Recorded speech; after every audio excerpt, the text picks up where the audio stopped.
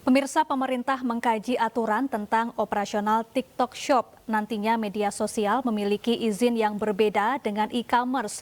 Tak hanya itu, aturan ini juga membatasi barang yang masuk ke Indonesia.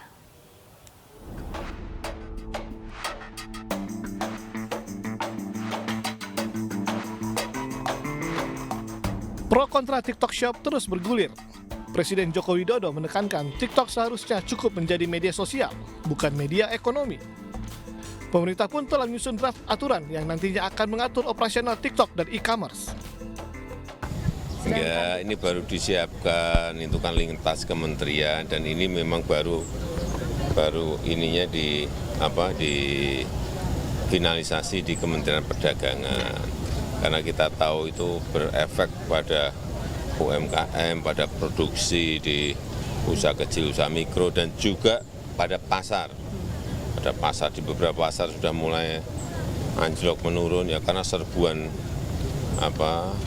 mestinya ini kan dia itu sosial media, bukan ekonomi media gitu. Itu yang baru akan diselesaikan untuk diatur. Akan lebih didisiplinkan? Itu yang baru segera diatur. Masih berada posisi regulasinya di Kementerian Perdagangan. Yang lain-lain sudah rampung, tinggal di Kementerian Perdagangan. Kita tunggu. Sementara itu, aturan Kementerian Perdagangan nomor 50 tahun 2020 akan segera direvisi dan diundangkan. Nantinya, media sosial memiliki izin yang berbeda dengan e-commerce. Tidak hanya itu, barang yang bisa diimpor pun akan dibatasi. Ke depan, semua barang yang dijual di e-commerce harus sudah lulus sertifikasi yang ditetapkan oleh pemerintah. Rencananya, aturan ini akan mulai dibahas Senin depan. Sebelumnya, para pelaku UMKM mengeluhkan eksistensi TikTok Shop. Praktik penggabungan bisnis antara media sosial dan e-commerce ini berpeluang menciptakan monopoli perdagangan. Pedagang UMKM kesulitan untuk bersaing, lantaran harga yang ditawarkan di sosial e-commerce jauh di bawah harga pasar. Tim Liputan iNews melaporkan. Sejumlah warga mengaku lebih tertarik belanja secara online karena dinilai lebih mudah dan praktis.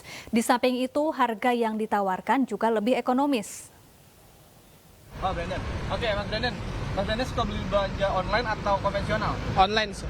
Kenapa milih online? Karena lebih murah, Kak. Biasanya udah gitu lebih gampang juga sih. Oke, tapi nggak ini nggak jadi kalau misalnya beli online itu otomatis ada terdampaknya kayak penjual di toko gitu. Oh, kalau gitu sih, kalau saya sih kurang jarang ke toko ya. Banyaknya saya di rumah juga sih, Kak. Mas Uber, kalau misalnya Masnya sering belanja online atau belanja konvensional di toko? Belanja online. Kenapa milih belanja online? Karena lebih, walaupun terasa sedikit ya, soalnya belanja online nggak bisa dites, nggak bisa dilihat langsung, tapi lebih cepat aja, lebih praktis lah. Jadi kalau misalnya emergency, barang-barangnya lebih gampang. Oke, Mas Marcel.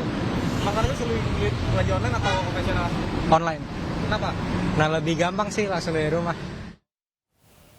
Pemirsa, Ajudan Kapolda Kalimantan Utara Brigadir Polisi Setio Herlambang ditemukan meninggal dunia di rumah dinas Kapolda kemarin siang dengan senjata api di sampingnya. Diduga korban lalai saat membersihkan senjata api tersebut.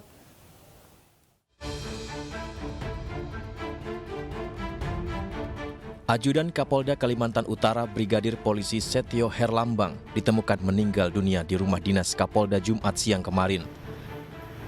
Polisi menduga peristiwa terjadi akibat kelalaian korban saat membersihkan senjata api. Saat ditemukan korban bersimbah darah dengan senjata api tergeletak di sampingnya. Usai melakukan otopsi awal, jenazah Setio Herlambang diterbangkan ke Semarang untuk autopsi lebih lanjut. Isak tangis Devi, istri Brigadir Setio Herlambang, menyambut kedatangan jenazah korban di Rumah Sakit Bayangkara Semarang. Devi yang dalam kondisi hamil nampak bersedih dan terpukul melihat sang suami kembali dalam peti jenazah. Setelah otopsi selesai, nantinya jenazah akan dikembalikan ke pihak keluarga untuk dimakamkan. Sesampai di Semarang, jenazah dibawa ke Rumah Sakit Bayangkara untuk dilakukan otopsi. Selesai dari pelaksanaan otopsi nanti akan diserahkan ke pihak keluarga. Sementara itu, rumah korban yang terletak di Desa Sumber Agung, Kecamatan Weleri Kendal, Jawa Tengah, sudah dipenuhi oleh kerabat. Orang tua korban mengaku ikhlas dan pasrah atas kejadian yang mengakibatkan sang anak meninggal dunia. Sutarto, ayah Brigadir Setio Herlambang, mengaku tak memiliki firasat apapun sebelum kejadian. Ia bahkan sempat berkomunikasi dengan korban Jumat siang kemarin sebelum peristiwa mengenaskan terjadi. 3 sore, Pak. Kemarin ya jam 3 sore. Ya. Dikabarinya apa itu, Pak? Dikabarnya Pak Duduk mantan DPR. Ya, terus katanya jam 3. Katanya ya kecelakaan itu. Tapi nggak jelas kecelakaan apa enggak? Enggak sama sekali enggak diberitahu kecelakaan apa enggak. Enggak tahu ya. Ada firasat sebelumnya, Pak?